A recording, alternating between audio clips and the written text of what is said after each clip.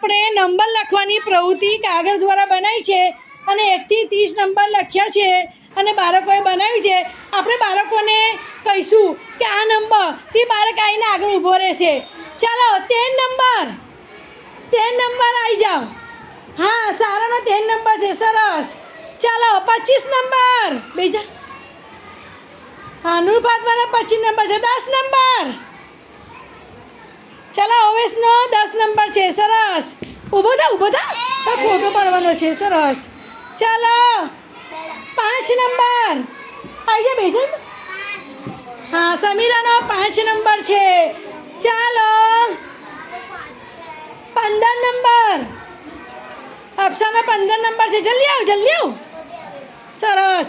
ચાલો 21 નંબર. ચાલો 9 નંબર. ચાલો 20 નંબર. ચાલો 3 નંબર. એટલે આ રીતે આપણે નંબર ગોઠવ્યો છે અને બાળકોને આપણે બોલાવ્યું તેમને સંખ્યાની ઓળખ થશે.